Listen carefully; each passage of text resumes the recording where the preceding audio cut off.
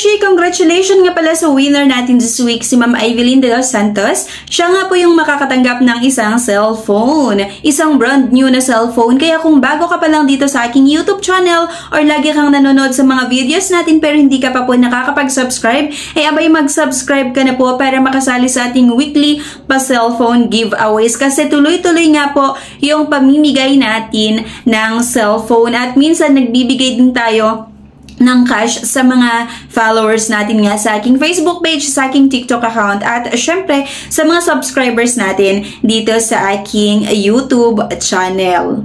Hi mga beshies! Again, welcome back dito sa ating YouTube channel. Again, this is Yana. In today's video, pag-uusapan natin yung iba't ibang loan nga na ino-offer ni GCash. Natutuwa lang ako talaga na i-share sa inyo. Nung inopen ko yung loan or iba't ibang loans na ino-offer ni GCash, malaki na pala yung pwede kong mahiram sa kanila. At syempre, i-share ko sa inyo yung ibang tips na ginawa ko. Bakit nila ako na-offeran ng 15,000 pesos ng 18,000 pesos. Pero bago ang lahat mga besh, kung naghanap kayo ng ibang option na pwedeng mautangan online, meron pa akong nilagay na 8 or 9 links na makikita nyo sa description at sa comment section below.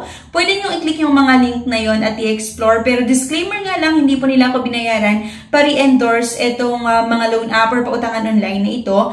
Based lang ito sa sarili kong experience as a user. Nasa sa inyo pa rin kung gusto rin siyang subukan or hindi. Let's get back to the topic mga beshi.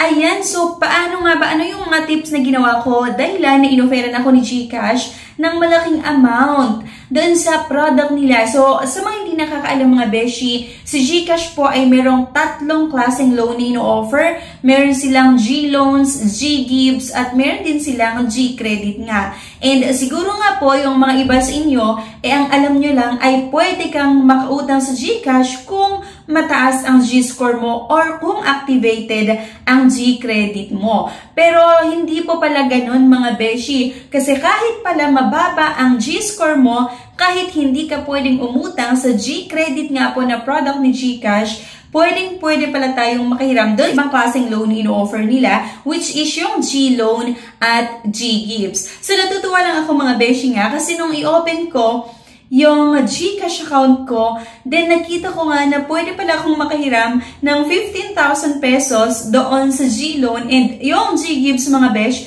nag-offer din sila ng 18,000 pesos. Okay? So pag-usapan natin yung mga tips na pwede nyong gawin para offeran din kayo ni GCash nitong klaseng loan nga or yung loan na ino-offer nila. And ang maganda kasi talaga mga beshi, mas mababa yung interest nila kung i-compare natin doon sa mga ibang loan app na pautangan online. At syempre, in terms din sa payment terms or loan terms, ay mahaba talaga yung ino-offer nila. Kasi nung subukan ko na mag-apply nga, doon sa G-Loans, akalain mo, 9 months yung ino-offer nila na payment terms. So ayun mga beshi, paano ba natin malaman na pwedeng makautang doon sa G-Loans na kanina ko pa sinasabi at syempre yung G-Gives? Syempre, kailangan nating pumunta sa GCash. Kung meron na kayong GCash account, kapag nakapag-login kayo mga beshi, may redirect na tayo dito sa home. Kung makikita niyo mga beshi dito sa home nga, merong send, load, transfer, bills, and borrow, G-Save, G-Insure, and ayan. So, kapag i-click niyo mga beshi, etong may nakalagay na borrow, meron kayong tatlong makikita, yung G-Credit, G-Loans, at G-Gives. Yung G-Loans natin ay 15,000 pesos. Ayan, at kung makita nyo, payable in 9 months. Ayan, and then mahaba din po nga yung payment terms na ino-offer nila at mababa yung interest nila.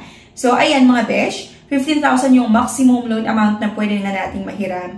Kailangan lang nating ilagay yung purpose of loan kapag gusto nyo nga mahiram. At kung makikita nyo, 3% processing fee. So, doon sa 15,000 pesos, 450 pesos lang po yung processing fee niya. Duration nga ay 9 months. Meron nga tayong payment due sa October 15, 2023. So, kapag ang piliin natin mga beshi ay 9 months, ang monthly na babayaran natin ay 2,265.17 pesos. Napakababa na rin mga beshi talaga itong processing fees nila, yung interest kung i-compare natin doon sa mga loan app. Kasi diba sa mga loan app, ang taas talaga, halos na sa 40 to 50% yung processing fees nila. Ayan, so kailangan nyo lang sagutan itong mga basic information review your other information. Ayan. Kailangan nyo lang sagutan para nga makapag-proceed tayo na makapag-apply dito sa G-Loans. At mamaya i-check din natin mga besh, yung G-Gives nga po at yung G-Credit. Ito na nga mga beshi. Doon sa 15,000 na mahiram natin, ang matatanggap natin ay 4,550. Meron tayong monthly amortization na 2,265.17. Merong principal amount ka 15,000 at syempre yung interest nga 3.99%. Processing fee for 50 and duration 9 months. Payment due sa October 15, 2023. Yung sa G-Gives, ito naman yung amount ni in-offer nila sa akin, borrow up to 18,000 pesos. Okay, so paano nga ba ako na-offer ni GCash or ano nga ba yung mga tips na ginawa ko na sa tingin ko nakatulong para offeran ako ni GCash ng ganitong amount. Kasi nagtataka lang din ako before, bakit kaya hindi ako pwedeng makahiram sa GCash? Eh, lagi-lagi ko naman siyang ginamit. And meron akong napanood din na isang video na sinabi niya, para offeran ka ni GCash ng kanilang klaseng loan in-offer sa G-Credit, sa G-Gives at G-Loan, ang gagawin mo lang ay mag-save dito nga sa G-Save nila at mag-invest na rin dito sa G-Invest. So, trinay ko siya mga besh na nag-save nga ng 1,000 pesos at hindi ko siya ginagalaw ng isang buwan.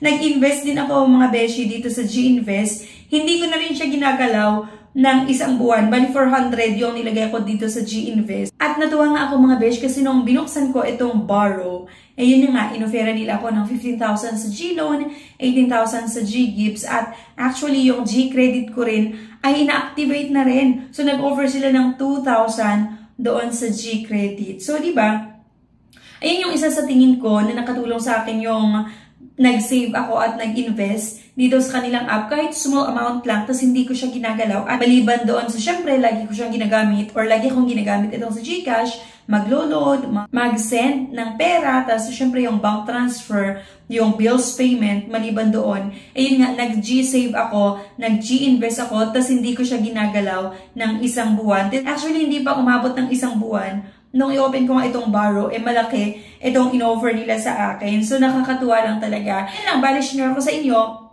Kasi siguro meron sa inyo yung hindi pa nakakalam na itong si GCash pala, meron silang ino-offer na G-Loan at G-Gives na pwede nating mautangan kung sakaling hindi tayo pwedeng makautang doon nga sa ino-offer nila na G-Credit or kung mababa yung G-Score nila at hindi pa nila ina-activate yung G-Credit nyo. Ayan. So anyway, thank you for watching. Please don't forget to click the subscribe button and sana i-like nyo yung video na ito at i-share nyo na rin. Thank you guys and bye-bye! If declined sa bank and other loan apps, pwede niyong subukan yung ibang options. See the links sa description at sa comment section below. Click the link and apply. Disclaimer, try or apply at your own risk.